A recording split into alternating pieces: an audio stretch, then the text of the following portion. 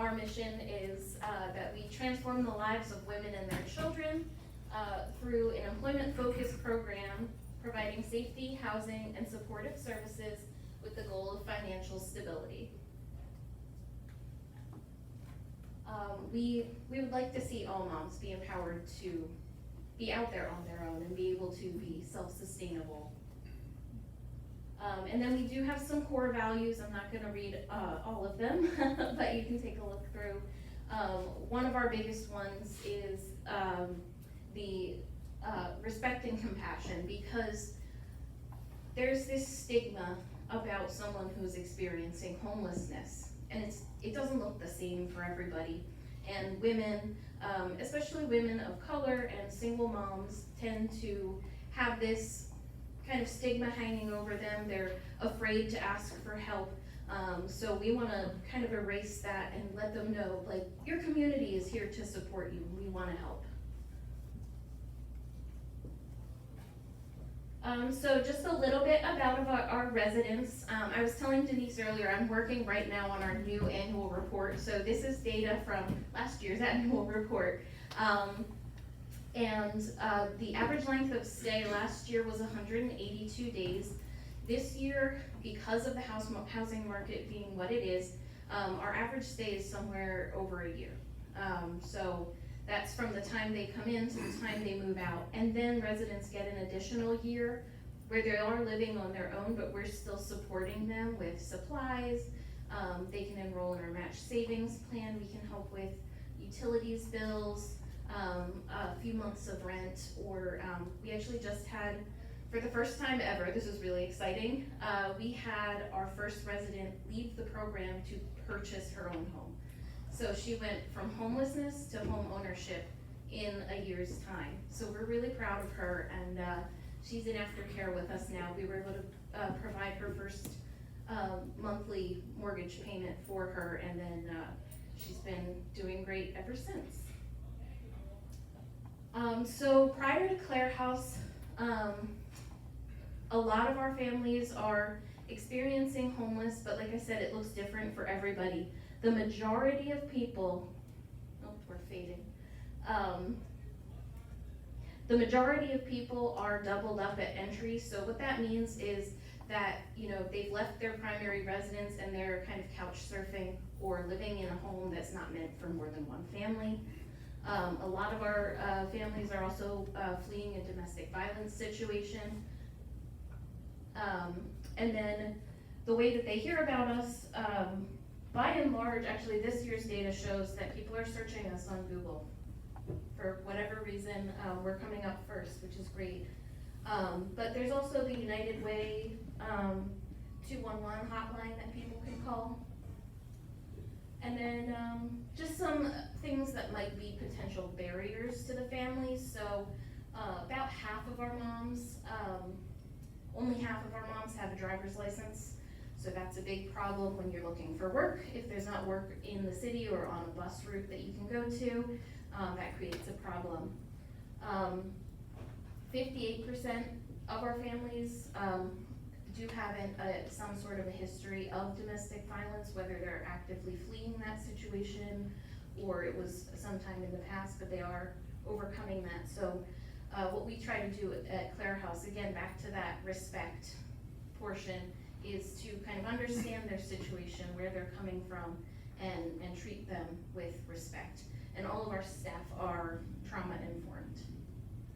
So our goals are to improve employment, build up that financial literacy, help them obtain permanent housing, increase their income, improve mental health, decrease their debt, improve their credit scores, which is really important right now. You really can't rent an apartment without a 600 or above credit score. And then, you know, ultimately gain independence. We also do, since we are employment focused, we do offer Monday night workshops that help with job training. So what we give them, I think I talked a little bit about this already because I got ahead of myself. is our life skills presentations. They do all get individual case management every week with our licensed social worker. We also do personal supplies, so when they are in the house, all of the things, toilet paper, paper towels, kitchen stuff, that's all included. They don't have to buy any of that. So that helps them put more money into that savings to save up for a rental. We also offer that to our aftercare moms, so they can submit a supply list every month. And then when they have their monthly meeting with the case manager, she will bring them a big old box of supplies so that they don't have to worry about buying that stuff.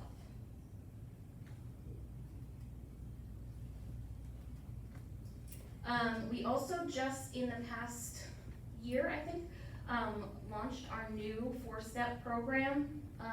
So it kind of erases that time-based program. Our program used to only be 6 months long, and we realize right now that is not enough time. So we've taken away the time limit, and they go in steps. So the first couple of weeks that they're in, we're getting them hooked up with ELRC to provide childcare. We're helping them search for jobs. We're kind of having them outline their financial goals. And then in step 2, once they're kind of comfortable living in the house, they can apply for affordable housing. The wait lists right now are almost a year long. So we try to get them on those wait lists as soon as we possibly can. And then we also start sourcing our community partners to see what programs are offered in Lancaster that can help them, and can they work with us and make sure everybody's on solid financial footing. Step 3 is basically they're almost at graduation. I'll just leave this screen up. And they, they're either in that lease signing stage, or they've received their paperwork back from the affordable housing that there's a unit available for them. And then they start aftercare, and they're with us for another year. Now, after they go off of aftercare, we do still keep in touch because we love our moms, and we like to make sure that they still have everything they need.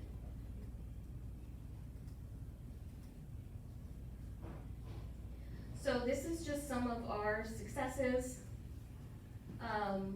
One of the big ones is that our moms tend to increase their average income by $5,000, which it makes a big difference when you're applying to housing. And they also increase their savings, so a lot of them come without savings, and usually by the time they leave, they have over $2,000 saved. And we actually just started offering a savings match, so we'll match up to another $1,000 to give back to them.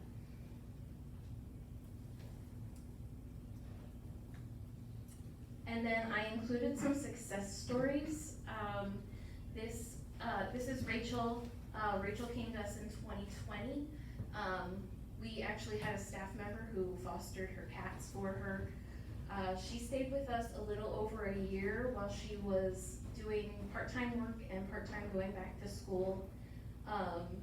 She left our program at the end of 2021, and she has been housed ever since. We still see her on occasion. She still attends our Monday night meetings, and she's doing great. And this is Casey. Casey was with us for just under a year, and she actually left to go to a sister program, Milagro House, to go back to school. In the middle of that program, she decided, you know what? I actually don't want to go back to school. So she came back to Clare House, and she just moved back in this past week. And she has already obtained full-time employment. She's already got her child in childcare, and she's already been saving like a lot of money. So we're really proud of Casey, and we're happy to have her back. Like I said, we love our moms. We get really connected with them when they're in the program, and it's always sad and happy to see them go when they leave us.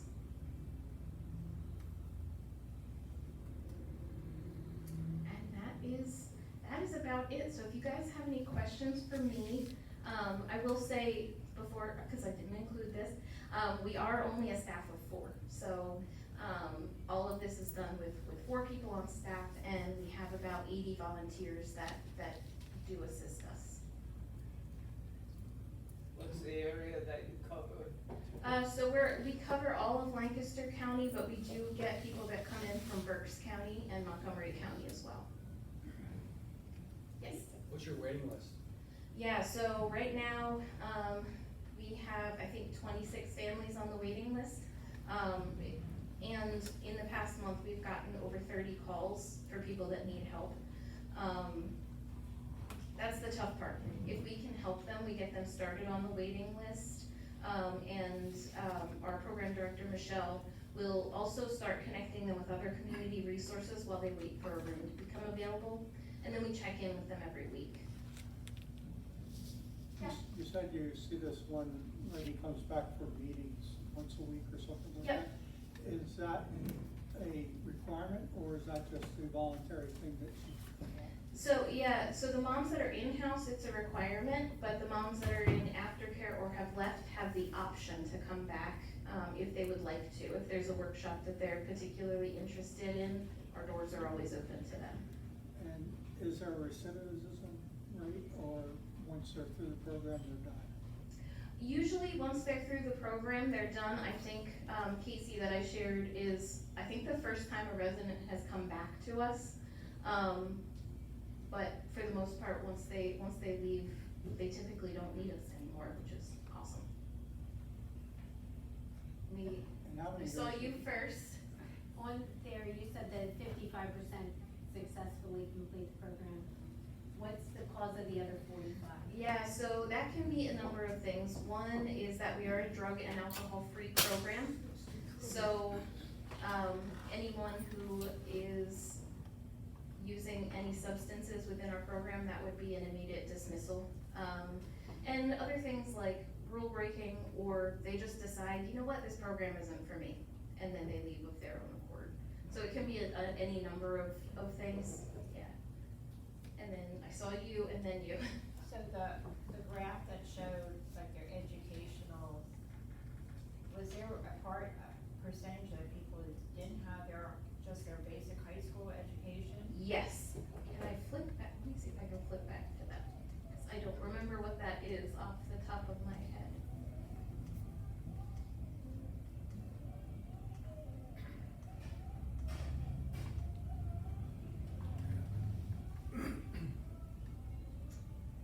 I see like high school diploma like 38%, but Yes, would you so. have a part that nobody, that people? Yeah, and this looks different year to year, so last year, I guess we didn't have any people that didn't have a degree. This year, I think it was like, I wanna say it was 15% didn't graduate high school.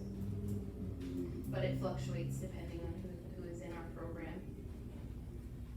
And then So you're a nonprofit organization, yes. so are you a member of the United Way? We're not a member of the United Way. We actually used to be a United Way organization, but we grew and then ended up being our own 501c3 nonprofit. But we do still partner with the United Way. And do you have a board of directors? Yes, we do. We have 10 folks on our board right now. Good, thank you. Yep. Yes. I know about Milagro House. I think they're located in Lancaster. Yes. And are you, I know that our daughter worked at a family abuse center, mostly women, and they didn't give out the address. Mm-hmm. So what can you tell us about location? So our address is public, same with Milagro House, so we actually sit on the other end of Chestnut Street from Milagro. We're about 3 blocks apart. And Milagro was actually born out of Clare House. Clare House was founded in 1985, and in 1998, that board said, hey, we should have a program for moms who wanna go back to school, and so then they formed Milagro. But because we're not an emergency shelter, our location is public, and it's up to the moms if they want to share that with someone, but there are no visitors allowed unless we have pre-approved. Yes. How do you help them find affordable childcare? So, yeah, there is a program called ELRC, And in Lancaster County, if you are a Lancaster County resident who is experiencing homelessness, they will pay for childcare for you. And when you come to Clare House, they deem you officially someone who is homeless, and so your application gets moved a little higher on the list because you are in an emergency need. So once they have housing and they go into that transition, how do they afford childcare? Because they were already applied to the program, that funding can follow them. So they're already taking advantage of the program, so then it goes income based. And so they adjust what they pay on a sliding scale based on income. I saw, yes. Two things, the origin of Clare House, and can we find you on Extra Give in November? Yes, to that one. You can find us on Extra Give. That is like our top fundraiser of the year. Our history is a long one. So it was actually founded as part of the local Catholic diocese in Lancaster. And they saw this need because there were shelters like Water Street that you could come in, but you could not have your children with you. And then there were other shelters that you could come in and you could have your children with you, but you could only have children up to age 12. We allow children up to age 18. So when the church kind of saw this, they were like, I think there needs to be something. So they had bought property, I think it was on Wheatland Avenue at the time, and started the first iteration of Clare House. After that, it became part of the United Way. After that, it became its own thing, its own nonprofit, and that's when they purchased the houses. We have 2 row homes side by side on East Chestnut in Lancaster. So who's Claire? I think it was named after someone within the church, like a saint or something, because there's also Clare of Assisi in Reading, and it's a similar program, except it's for drug and alcohol rehabilitation, and that is also a Catholic institution. So that's my guess, but we're now no longer affiliated with the Catholic Church. We're, our own thing, so I don't know that portion of the history, and I can't seem to find it in our old documentation, so, yes. So each family has their own room? Yes. And they have a shared kitchen, and do they share the duties of cooking, or how does that work? Yeah, that's a good question. So there are weekly chores, and it rotates every week.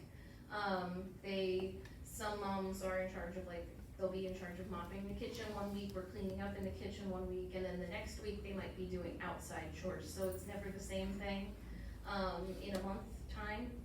And then there's also, we have large groups that'll come in and they'll do the deep cleans monthly just to make sure everything's nice and tidy and kind of save them from having to scrub and all that stuff. But yeah, it's a chore rotation. Sometimes if the kids are old enough, they want to get involved too. We actually had 2 little boys last year that were old enough and they wanted to mow the grass. So that was their task, and they enjoyed helping out. So if I'm a mom there, I might be in charge of cooking all week long for? No, each family cooks their own meals. Okay, so it's not a shared? Yeah, so they don't share dinner. Some of our moms actually do go together and end up sharing groceries and cooking dinner together. But for the most part, everybody just does their own meals for their own family. So, I know, more questions. That's So okay. if it's a family and it's a mom with 2 kids, they're in one room? Yes. Okay. Yeah, and we have different room sizes based on family size. How many are the most kids that have ever been with? 3 is the maximum we can have in one room, just because of fire safety code. Is there any other questions? Oh, yes. You get, do they get their own groceries for their food and then clothing too, or? Yes. Or do you have clothing drives for them? We will do a clothing drive on occasion if a mom needs it, but for the most part, they're buying their own groceries and clothing. Just because just based on income, most of our families do receive food stamp benefits. Oh, good question. Yeah. Do any of the staff stay in the area overnight, or you all come in from elsewhere, or? Yeah, no, none of us live in the house. We do have a 24-hour emergency line, and there is a staff member who's basically on call. But the program is very, very independent. We have key card access, so only residents are coming and going at night. They have curfews. If they're gonna be late, they give the emergency line a call, and we have to unlock the door for them remotely. So it's very independent, and they typically don't need us to be there over the weekend or overnight. So you say about key card entry, but a lot of these are coming from a domestic violence situation. Do you have that issue of somebody So- showing up and throwing rocks through the window or whatever, some idiot? If the situation is active and an emergency, we refer them to the DV shelter. We will not take someone in because we're not that secure. We have had in the past, before I started, someone came and knocked down our front door and was shooting. So at that point, we installed emergency steel doors, bulletproof glass in the front windows. The key card access happened at that point, so it is much more secure. But if they're in a very violent, like running away situation, we refer them to go to the DV shelter instead, because it's a private location that no one knows about. So this isn't a place for them to go to hide. Yes, yeah, this is kind of when things have cooled down and you're ready to start over again, you can come here. We do get referrals, people coming from the DV shelter, like graduating their program and then coming